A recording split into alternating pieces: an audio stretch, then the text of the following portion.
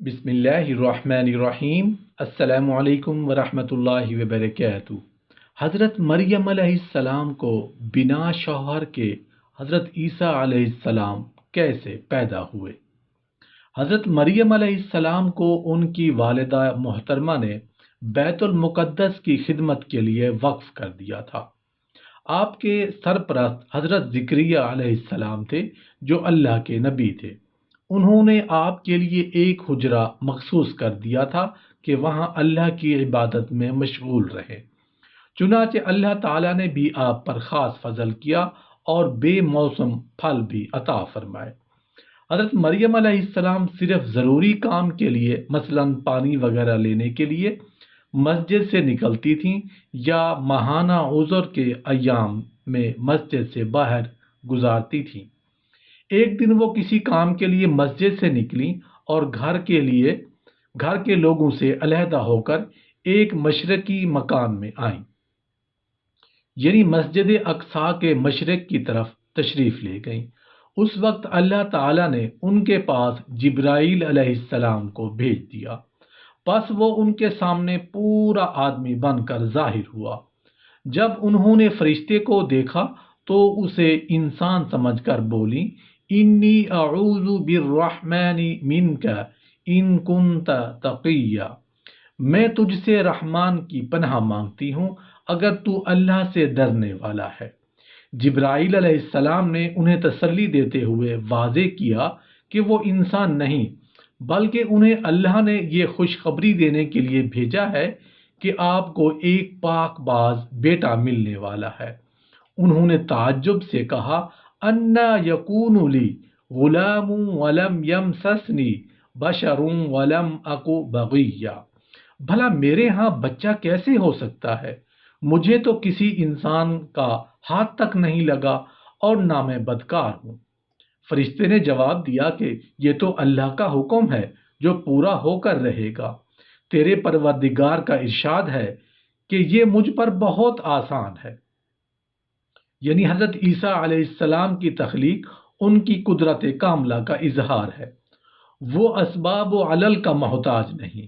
اس نے حضرت آدم علیہ السلام کو پیدا کیا جن کی پیدائش میں نہ کسی مرد کا حصہ تھا نہ عورت کا۔ اسی نے حضرت حوا علیہ السلام کو صرف مرد سے پیدا کیا۔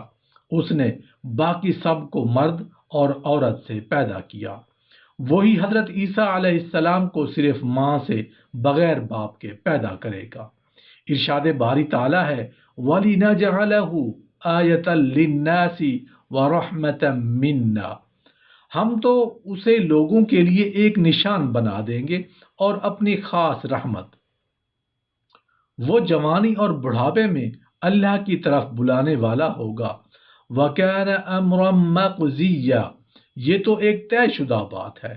متعدد علماء کرام نے فرمایا ہے کہ جبرائیل علیہ السلام نے حضرت مریم علیہ السلام کے گریبان میں پھونک ماری۔ یہی پھونک آپ کے بطن میں پہنچ کر بچے کی ولادت کا سبب بن گئی۔ حضرت مریم علیہ السلام کے امید سے ہونے کی خبر ہر جگہ پھیل گئی، جس سے آپ کو اور آپ کے خاندان کو بہت پریشانی کا سامنا کرنا پڑا۔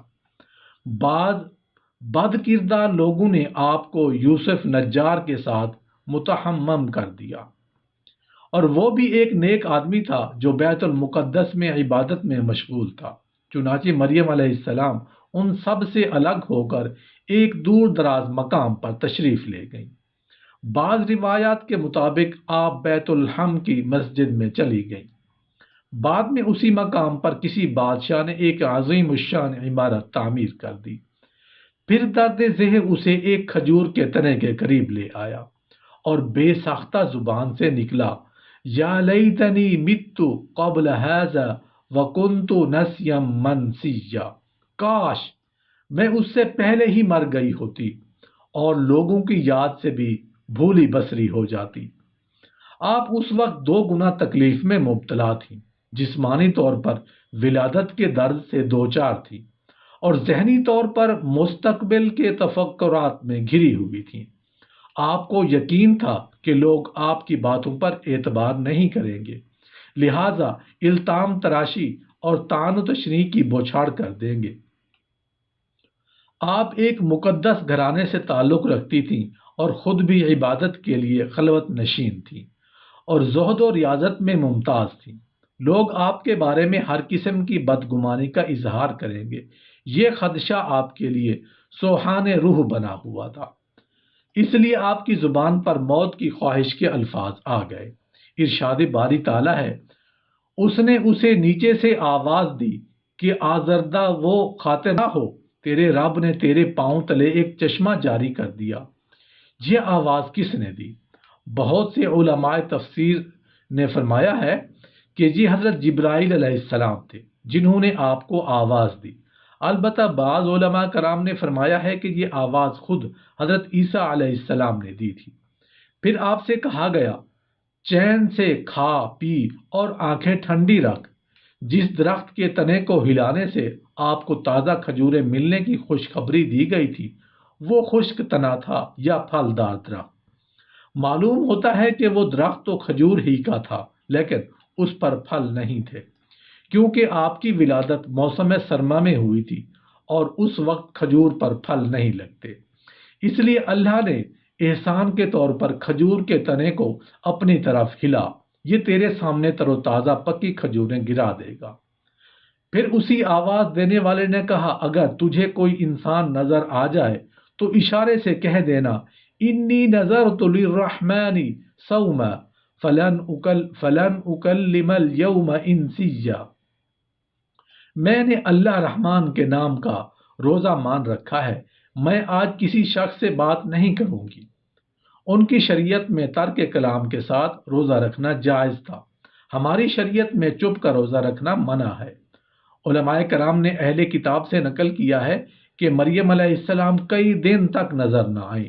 لوگ آپ کی تلاش میں نکلے، جب ملی تو ان کی گود میں بچہ تھا، وہ حیران رہ گئے۔